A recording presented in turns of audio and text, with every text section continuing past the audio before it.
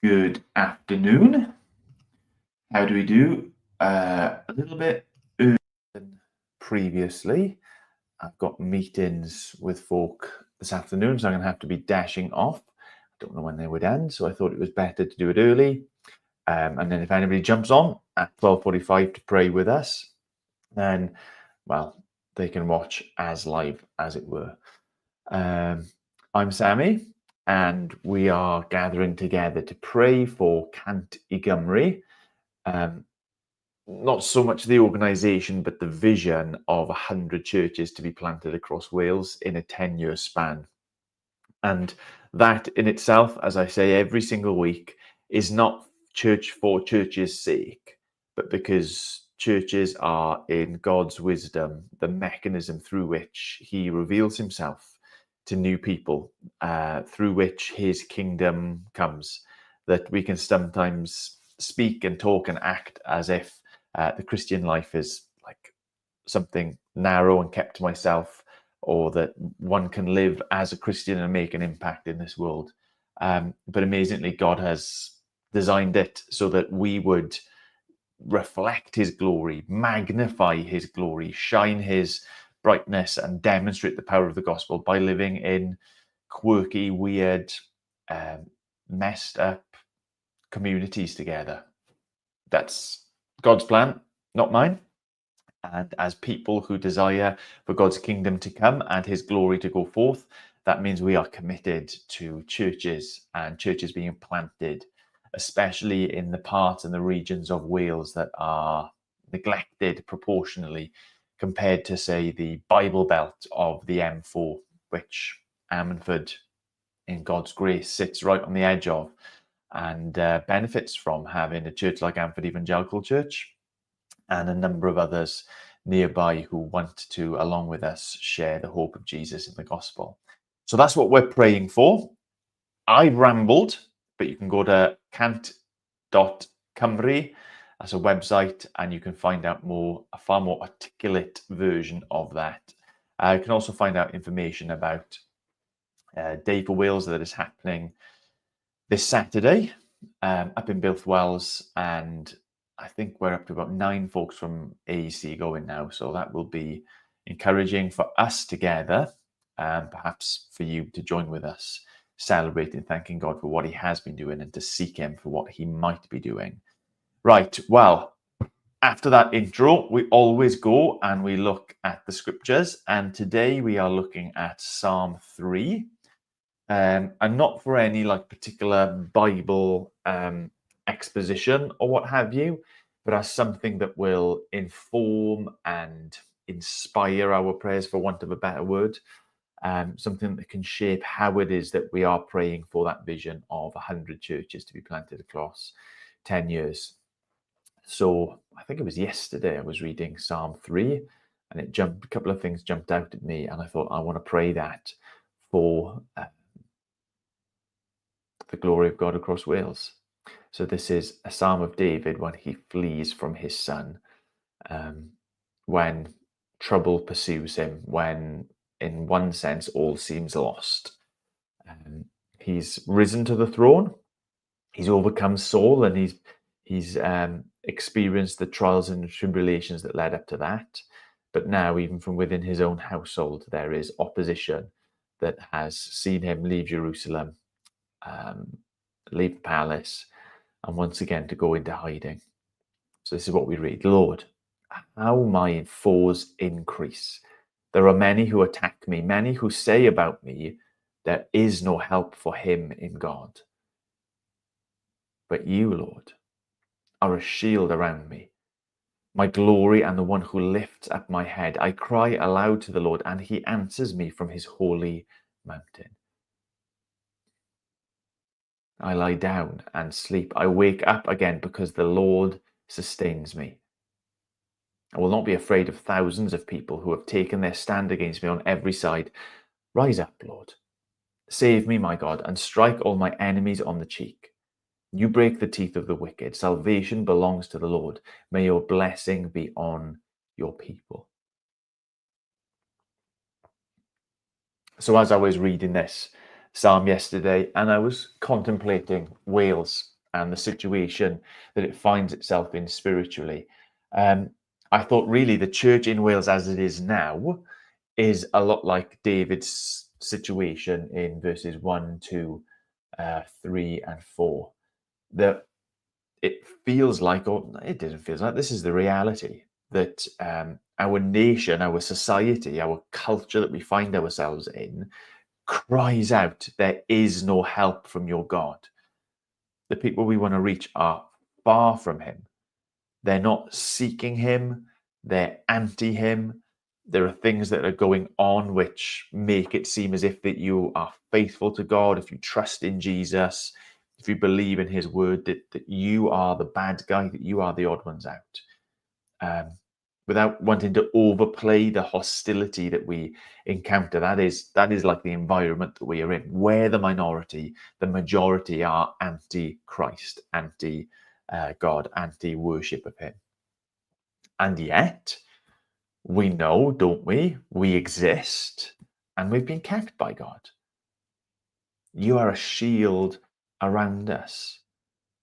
You are the one who blesses and gives us life. And actually, we should be, I think we are, a church that cries to God, cries out to the Lord for rescue. And this is our prayer. Rise up, Lord, save us. And understand this rightly, strike enemies on the cheek, break the teeth of the wicked, for salvation belongs to the Lord. May your blessing be on your people. I suppose the difference between our circumstances and David's was that it sort of meant in David's time and his situation, it needed the removal of certain people so that he could experience that rescue. And for us, so as we pray, as we cry out to God for rescue, for salvation, for his blessing in our lives, I suppose the difference is that we're asking for like addition, not for the removal in that sense, but the removal of enmity. That actually our prayer is for our nation to become a place where there isn't hostility to the gospel and like the faithful few, but that more and more that folks would be softened and won over and would be coming and joining in worshiping him. And that is something that will only happen in God through his gospel, by his power, his spirit at work in his people and in this land. Salvation belongs to the Lord. So that being said, I thought this is how we pray. We confess the situation, or at least how we perceive the situation, that there is a massive mission field out there, that for the most part, our nation is ignorant at best, hostile at worst to Christ. Give thanks that he is a God who sustains and keeps us, that he cares for us, that he is our shield, that he makes it so that we can lie down to sleep and we can rise up again because he is looking after us. But our deep desire, as I believe God's deep desire is that the number of enemies would be shrinking. And not because of battle, not because of war, but because of salvation, because of people having their hard hearts softened, their blind eyes opened, their deaf ears unstopped, so that they would come and see and know and trust for themselves in the greatness and the glory of God, especially God who has taken on flesh and lived and died and risen again. Right, that being said, let's pray. Lord God, sometimes we can be in our little church bubble and it can feel like all is right. That we have around us friends and families and peers who encourage and enthuse about you and your gospel, and it feels like a taste of heaven on earth. And then we step out of our cloistered little community into the inverted commas real world, and what do we find? We find hostility, we find ignorance, we find apathy. We find that for the main part, we are the odd ones out. That Ammanford, Carmarthenshire, Pembrokeshire, South Wales, Mid Wales, Cymru as an entire nation, Lord God, is in darkness. It's in hiding from you, whether that's willfully or whether that is because of ignorance, Lord God, that for the most part, the people that call this place home do not call you their God and their Saviour. And yet we must declare your praises in the midst of that. We must bear testimony to the fact that in that darkness, in that overwhelming environment of suspicion of you or hatred towards you or casting off of you, you are a God who sustains. You keep our flame burning. You have kept the hope in the gospel alive. And Lord, that's not just maintaining those who already knew you, but that is bringing men and women, boys and girls into your family here in Wales. I thank you that occasions like that which we celebrated last Sunday, where we baptized 4 youngsters into the church, into the faith, Lord God, those are not isolated incidents, that they are things, expressions that have been going on and that I'm aware of through conversations with ministers and Christians up and down the country. You are a God who sustains and is keeping that flame alive. You are keeping that flame burning in us individually, in churches individually, and in your church, capital C, across Wales. You are a sustaining God, and we give glory to you that you are with us through the shadowy veil of death. You do not let our ember be, that our wick be snuffed out, or the bruised reed to be broken, but you care for us and you keep us.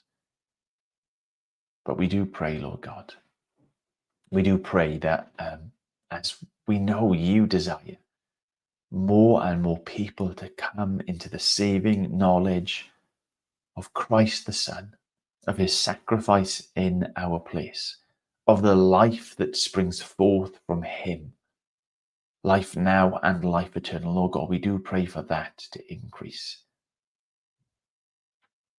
Rise up, Lord. Save not just your church, but this nation, God. Turn enemies into children of the Most High. Salvation belongs to you, so we cry out to you. Be at work saving. And Lord, let us bear no distinction between churches which are already established and those which have just been planted. We want people to hear the gospel, to respond to the gospel, to trust in Jesus, to be transformed by the gospel. Continue to give courage and hope to your people. Psalms like Psalm 3 ring true today as they did then, that you are our shield, you are our captain, you are the one who blesses your people, you are the one who fights our battles, you are the one who saves. I will bear distinction and I will mention in particular those churches that have been planted. Lord God, who might feel exactly this of Psalm 3 even more acutely, that foes are increasing against them, that times are harder than when they began, that enthusiasm has waned, that wounds and flaming arrows of the enemy seem to be on the increase. Lord, comfort. Lord, engage. Lord, gather round them. I think especially of this coming Saturday when folks get together, that they might see that they're not in it alone, but those who are for them are greater than those who are against them. That there are not just an army of angels, but there are an army of children of God, of believers who stand with them in their prayers, lifting them up, lifting their churches up, lifting their efforts up to you and your throne of grace and mercy. Lord, that they would have the confidence that David finishes this psalm with, that you are a God who saves, that your blessing is on your people, that they can have pause and peace and rest in that truth. That as much as they labour, you labour, that you go before, that you go after, and salvation belongs to you, Lord. So glorify yourself in each of our lives, glorify yourself in each of our churches, glorify yourself in this nation. Amen.